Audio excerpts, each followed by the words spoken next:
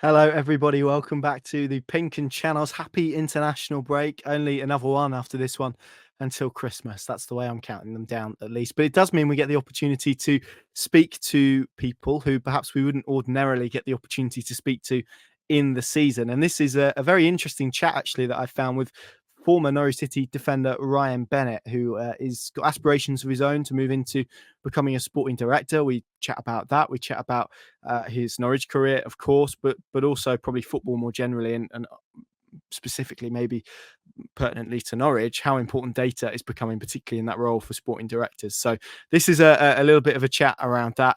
And I started by asking Ryan where he's at the moment in terms of his professional football journey. And I hope you enjoy.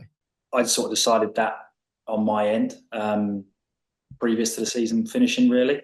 I was sort of undecided whether the year before I would have stopped as well. But I ended up going back because I had a good sort of rapport with the manager there, really, was the main sort of idea. And I say he ended up leaving in due course anyway. And the season panned out as it was. And I kind of knew that at this point and where I was and in my career was, I wanted to move back home.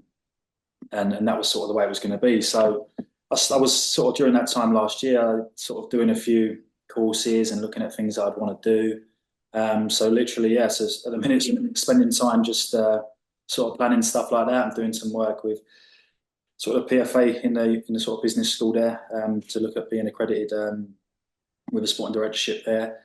Talent ID work, I've been doing that for sort of the last year and a half, 2 years.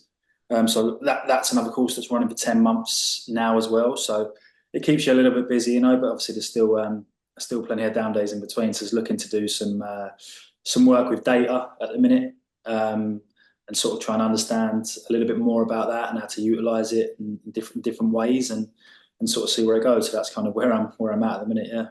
Is there a desire from your perspective to keep playing or to keep try and play? Have you not completely shut the door on it? Where would you Yeah, sort of say I'm done with that. Yeah, I knew, as I said, I knew 4 months before the last season. Again, even the year before, I was a bit unsure whether I wanted to do it or not. Yeah, so that decision was made. To be honest, no one really believed me when I was telling them all the time. I was done. Some people say it's a silly decision, but it is what it is.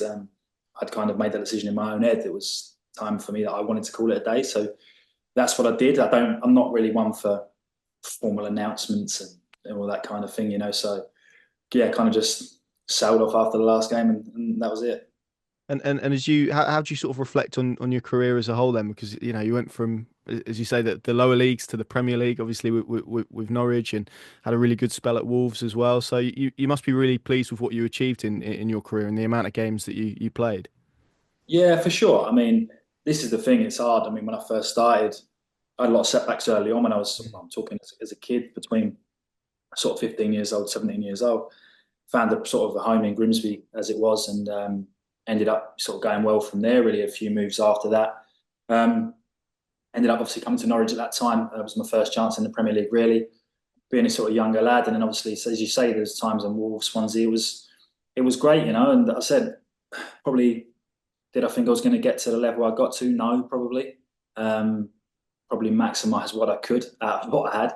And that's the way it was. And, I enjoyed it. It was good times, some tough times, good times. But that's the way a lot of people's career is, And I didn't want to keep on flogging it and flogging myself and, doing not damage, but tarnishing what I did because people think it's easy, and it's obviously a step down the levels later on. And, so people are like, you can still play. Yeah, maybe, but the things that I think that I should have been able to do probably couldn't do as well in the last sort of few years. Whether that's my body letting me down a little bit. So it was just sort of that was the hard one. And so I was pretty honest and realised, when I couldn't do it, that was it. It's not a bad feeling, no ill feeling or nothing like that. It wasn't. There's no jealousy involved in terms of other people still playing and what I was doing. It was just a decision that I wanted to make for myself, but something that I could look back and go, you know what, you had a good career. It's time to stop. You can look back and reflect, but I'm not really one to do that anyway. Yeah, that was a previous part, and I'm just sort of more looking to look forward in terms of in what I can do sort of in the sport after that. Yeah, well, I spoke to Elliot Bennett a couple of weeks ago. He's obviously gone down a similar journey to you this summer, retired and sort of cool time on his career. And he spoke sort of pretty openly about the fact he didn't want to become almost like that bitter footballer that was just clinging on to their career and didn't want to, keep playing, etc., etc. And actually, that there's a lot of agency in deciding, actually, no, that my time's done. Because obviously, some players don't get that choice because of injuries and whatnot. So it's powerful, isn't it? That being able to say, it's my choice and I'm taking it now.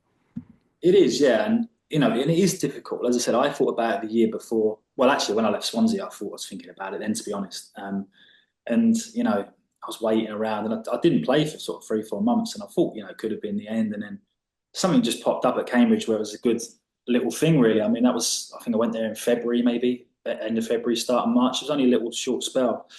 And I enjoyed it. I enjoyed being back in the dressing room. I enjoyed the lads there. It was a great changing room with a good manager who was great with the lads.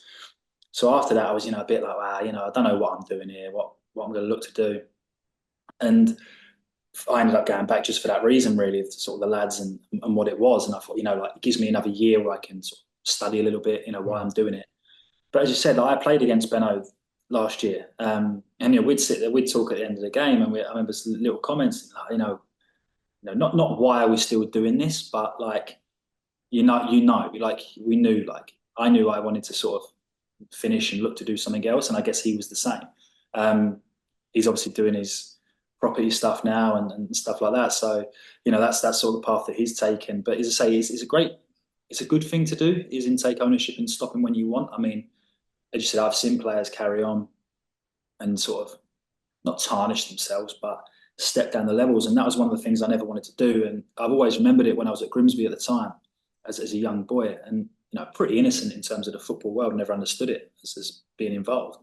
And we had lads come here who were, maybe they didn't have the career that enabled them to sort of stop, but we had players coming 33, 32, 34 years old, maybe a bit younger, just for a payday, and putting no effort in, not really bothered, no desire to improve the team or win. And that was something that I can never do or enjoy doing, and that I wouldn't be fair. And I've said this to people I've spoke to, managers, and who tried to get me to go there, really, but it's not fair on me, and it's not fair on them. They wouldn't get the best version of me, and I wouldn't enjoy doing it. So I just, what, that was the decision made for me. Like, if it wasn't going to be all in both ways and what I could give, then it has to be called now. So that's kind of where it was and how it ended up happening. Yeah. 100%. And in terms of like the data stuff, which I think is really interesting, we've seen obviously sporting directors have become a big thing in this country, but also the use of data in football. What was it that sort of sparked your interest to sort of try and head down that road and maybe look into that sort of road?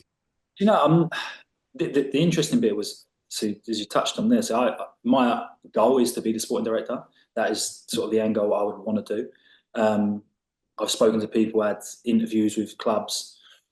And one of the fundamental things, obviously, I understand the game tactically, and I've been involved in it a long time. I have a good network of people from where I've played.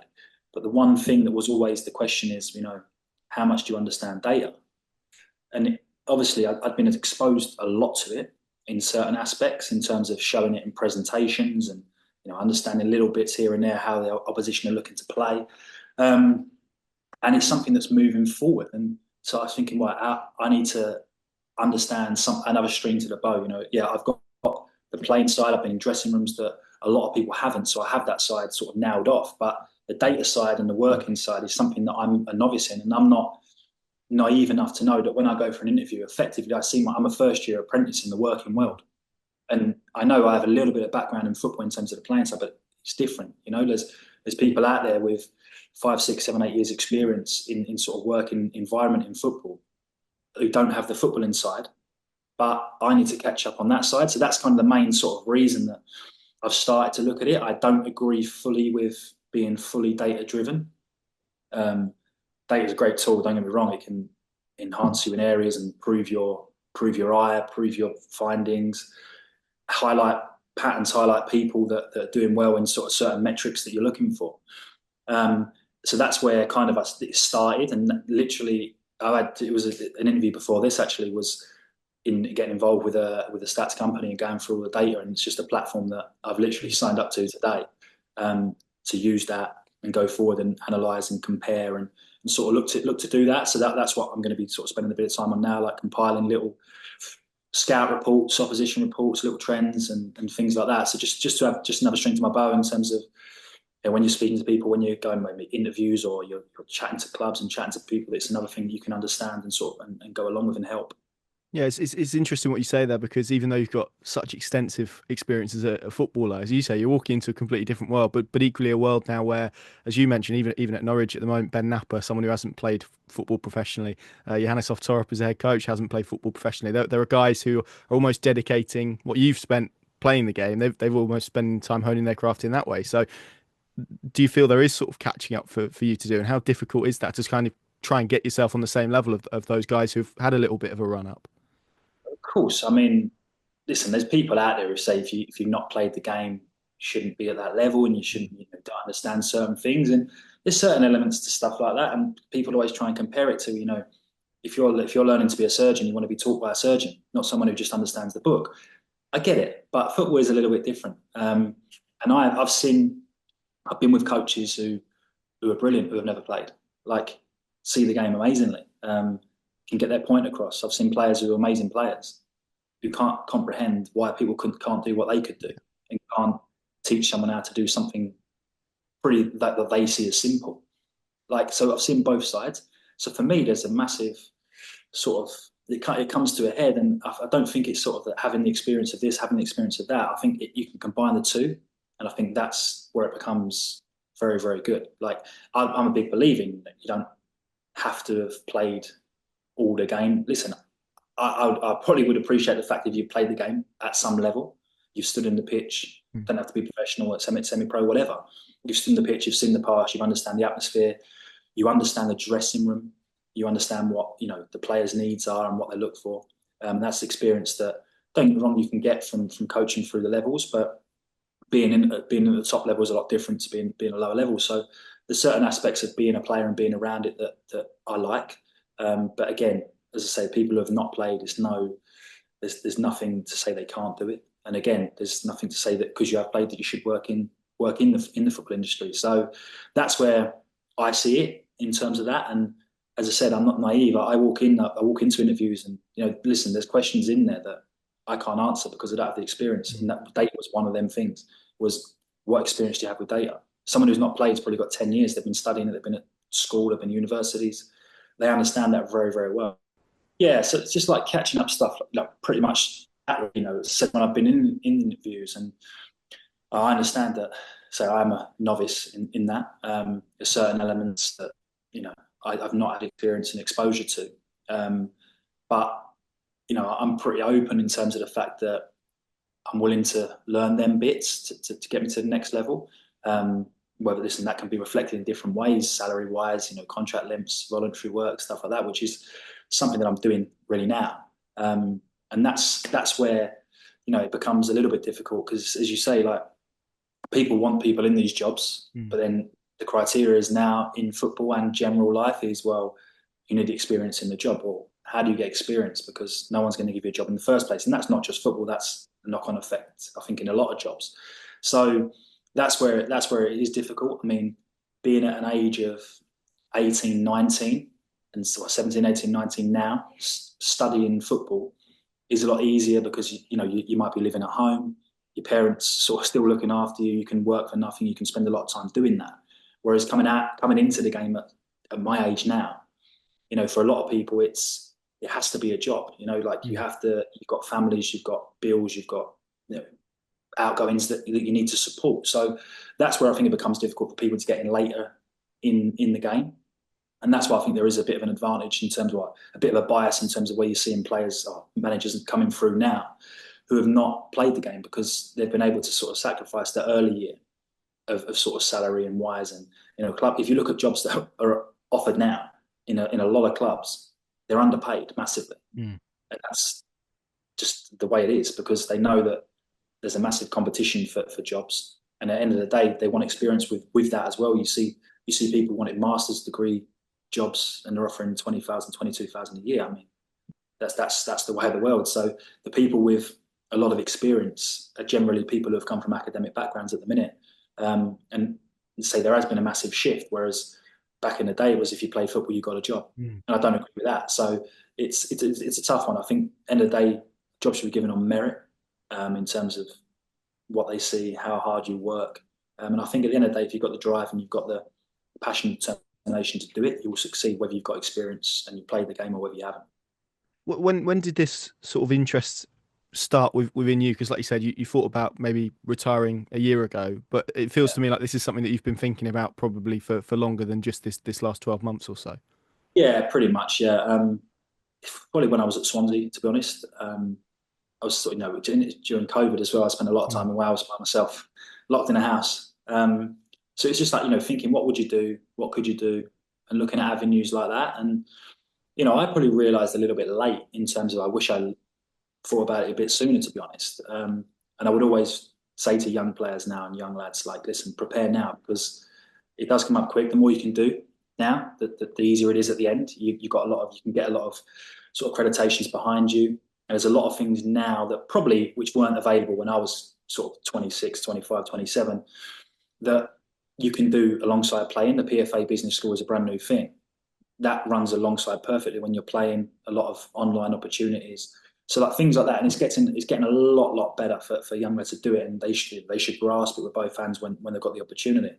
But I was sitting there thinking, sort of probably 3 years ago now, what avenue you want to go down? I always thought, and always in my head, I was like, probably an easy option was be an agent, But that's, I think, when you speak to a lot of footballers, they probably say the same thing. They will see it. But the older I got, I didn't really appeal to me. I didn't want to be doing that. The more I was sort of, when you get a bit more experience and you get a bit older, you're involved in a few more decisions. You understand the game a lot better. You're in sort of leadership meetings, and you understand sort of the fundamentals of how the club is run. And that's sort of something that I really enjoyed. And sort of the sporting director role was something that appealed to me. I loved kind of the responsibility they had, the decisions they had, getting everybody as a team in a group underneath them. Like, I would say working alongside, some people say working underneath, but I think like having that micromanaging sort of style where you're giving a lot of power to people who you trust and bringing it as one sort of collaboration, that's how I like it, and I would see it. So that was something that just appealed to me in terms of things that I'd seen and didn't agree with, things that I liked, and try and put that all together. And that's kind of where it got to, and that's where I started to take action in terms of going to learn things about that, going to get sort of the PFA Business School, the diploma in sport directorship, the talent ID, and now trying to do the sort of the data stuff to try and incorporate all areas and fundamentals of what will be involved in that. I was trying to think back through your career. What would sort of the first experience you'd have had as a player of working under a sporting director? Because I know sort of Barry Fry is a sort of that at Peterborough, but it's a slightly different role. Stuart Webber, obviously, at Norwich as well. I'm sure you had some at Swansea. So is it something that sort of you had to experience in the second half of your career, perhaps a lot more than the first? Exactly. I mean, when I was first coming through, the role probably didn't even exist in England, I would say. There'd be maybe one or two, but it wasn't. You didn't hear about it. Say Barry Fry was kind of maybe a different sort of one in terms of he kind of ran the club really in terms of contract wise and stuff like that, but maybe not involved in the sort of the sporting sort of physical side and sort of under that sort of collaboration. And then obviously Norwich was sort of a little bit different. At first was really no one there. And obviously when Stuart come in, the first time I met Stuart was the day that I got told I was leaving. So that was sort of a brief initial meeting that we had. So and then obviously moving then to Swansea was, I wouldn't say, we had a head of recruitment at first, and then they started to bring it in. And obviously then when I left, it was I'd go to sort of back to, then Wolves obviously had Kevin Felwell, and then Leicester had a sporting director as well. And that's kind of where I started to think, I like it. And I would say originally it started as a head of recruitment in terms of, it was mostly recruitment based, the job. And now it's developed a little bit in terms of the transition can be from the analytical side or the recruitment side. And now they're sort of combining both. Obviously you've got Ben Napper at Norwich now coming from the loan sort of side. And and that's sort of different pathways that are going into it at the minute. And that's where I'm trying to find myself in terms of which avenue do you take to sort of have the best route. And that's why it can be difficult in terms of picking the right way and what you're focusing on. But as I say, like, a lot of it was recruitment. So it was quite a new role to me. Like, people growing up now will be very common. It'd be very commonplace now to have sporting directors, technical directors, and it'll become the norm. There will be, in the end, I think, probably multiple sporting directors, multiple people at the club that are in different positions. And again, budget is a massive factor on that in terms of being a sporting director in League One or League Two.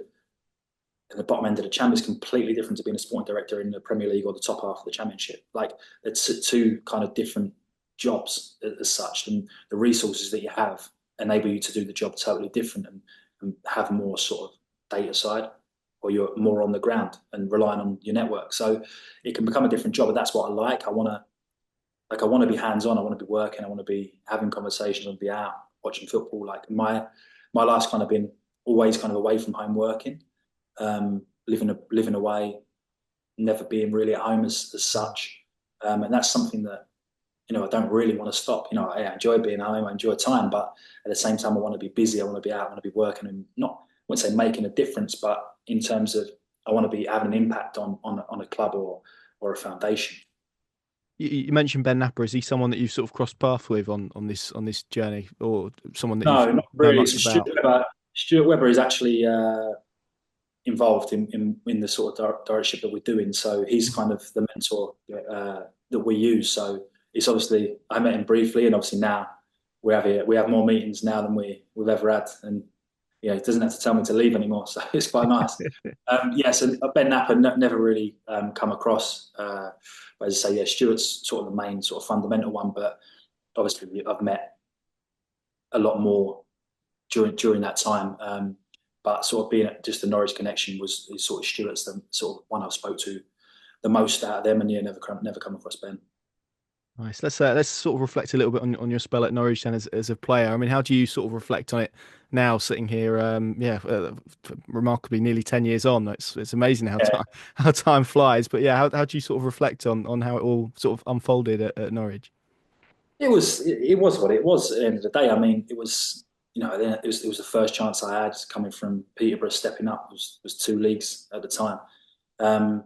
And it's tough, like, you're a young boy coming to try and play in the Premier League. Didn't really, I would say, play consistently all the time. Whether I agreed on that all the time or not, that's not I wasn't there to pick the team, you know what I mean? I was there to do the job. But as I said, I enjoyed it. I loved living there.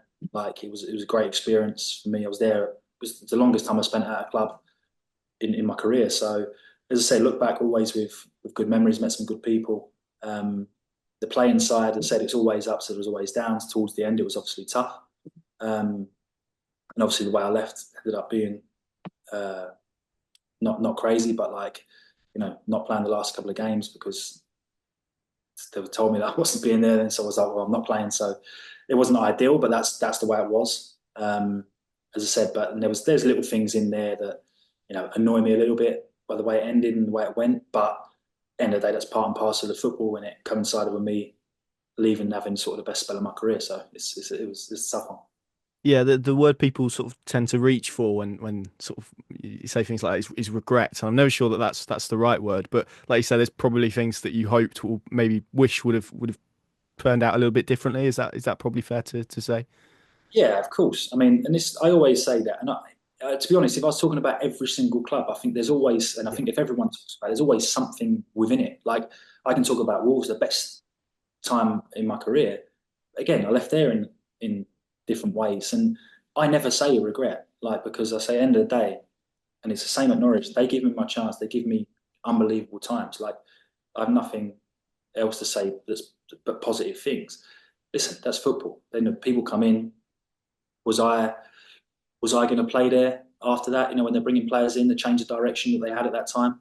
No, it is what it is. Like, I never look on it with regret. And I say, it ended up giving me the best possibility that I could have had leaving on a free. But yeah, there's little things within it that annoyed me in terms of how it happened. But like, that was what it is, and it is what it is now. But as I said, yeah, just pure positive times. Gave me the opportunity. Without that, you never know what could have happened. So I'll always be thankful, and I'll always look back in terms of life and sort of football as positive. I want to go right back to the beginning, because I think that the story around you arriving at Norwich has always been you were in a car going to Swansea, I think, off the top of my head, and you always turn around halfway around. Is that actually how it transpired from your perspective? Because it was a Yeah, deadline day, exactly. wasn't it? Yeah, dead on exactly that. Yeah, literally, I was obviously at Peterborough. My agent lived in Harlow. I was training at Peterborough at the time, and I wasn't sure what was going to happen, whether I was going to go. And Norwich was kind of at that point was dead, because Peterborough wanted me back on loan because they couldn't get anybody else in. Swansea were, they had a game that night. And they was like, right, we want to do it. Some agents are like, drive to mine, because if not, we're going to be in limbo, really, because we're not going to be able to get to Swansea in time. So we actually set off to Swansea without being fully confirmed in terms of, but the manager at the time, Brendan Rodgers, was on the phone. Right, come down, we're going to get it done. Come down, we're going to get it done. So we set off, so we're driving at this point. As I said, they had a game that night, and he's like, right, come down, the game's on, obviously, but we'll get it done. I've got to go to a meeting now to sort the players out and stuff. And I think Hugh Jenkins at the time was in another meeting, signing another player. So he said, like, just get there. And we ended up getting not halfway, but quite close enough to be far enough away. And my agent just decided, he was like, right, look, I'm not going any further until I've spoke to the chairman or the manager again, because he's like, if we carry on and it don't happen, with anything else that comes up with is lost. And it was probably I wish I filmed it, to be honest, but it was a surreal time in the end, because Barry Fry's then on the phone. What's going on? He's like, well, we're sitting here because, we've not heard anything from them. They're busy now, so we don't want to go all the way there and nothing happens. We need confirmation that it's going to definitely happen. Barry's like, it's not what I want. Da, da, da, da. So he's obviously gone away. Literally, he rings back, and I promise you, it sounds stupid, sounds crazy, and he went, "Fuck it, go to Norwich," and we're like, "What?" And you're like, "But that's not happening no more because of the loan." No, we'll get it sorted. We'll get it sorted. And then we're like, right. So now we need to speak to them to make sure, because listen, they can say things because they wanted the deal done as well for the sort of financial reason. And in the end, it was like, right. So then I can't remember whether it's Paul Lambert or sort of Cully who run. And he was like, no, right, get down here, get down here. So then literally it was crazy, because then it was like, right, we're going here now. So it was the fastest drive, I would say, without trying to get anyone in trouble. The fastest drive I've ever had there. Rolled up. I went one way, my agent went the other. Went for like the quickest medical you could probably ever wish for. In a scanner, I come back into the training ground, and literally it was like 1 or 2 minutes to the deadline. I see my agent. He's like, "Look, this is what it is. Take it or leave it. There's no time for anything else." And literally, I think it went through like 10 seconds before. It was because obviously, there are people who don't know, but if you send the initial paperwork off, you have another sort of 2-3 hours to get the deal done, the deal sheet after that. And that we end up going back to the ground, but driving fast back there, getting everything done, and I end up going back on loan to Peterborough. So it happened so quick. I ended up getting home at like 3-4 in the morning.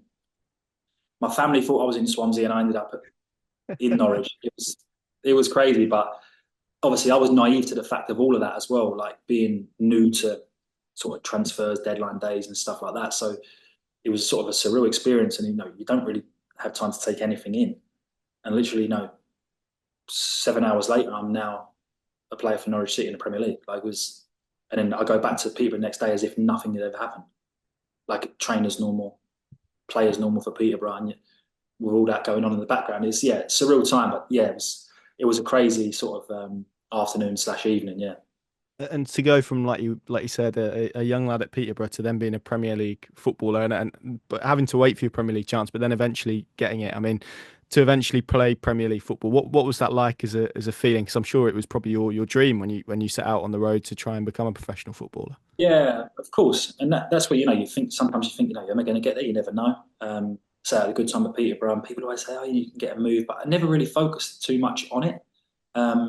it was always, something on the back burner. Again, you turn up to Norwich, train, and I always say to people, it's very difficult because I look back now and I say the only time I really looked at it and enjoyed walking out of the tunnel was my end sort of last 2-3 months at Wolves, when I kind of knew, well, going into that last season, I thought, right, this is going to be the last time, because as soon as this is finished, you ain't going back to this level. So I literally made a point of enjoying it. Whereas previously at Norwich, I was, there was nerves, there was, playing for my future. There was all that emotion that you don't really have time to enjoy it, time to think about it. You have a game, you come in, you train, you play. And I said it's after that you look back and you think, yeah, it was good, but at the time it was just business, really. There wasn't time to look back and dwell on anything. There was high pressure. You were training all the time. They say that there's fans pressure, there's internal pressure, there's sort of, it's your livelihood. So again, it just happened, really. I never really had time to sort of sit and think. One day you're training, the next day the team's announced, you don't know whether suddenly you're playing. You've got no choice but to lace your boots up and get on with it. So it's a bit of a surreal feeling that you think you probably spend a lot of time thinking about it previous to doing it, and when it actually comes, it comes and goes very, very quickly.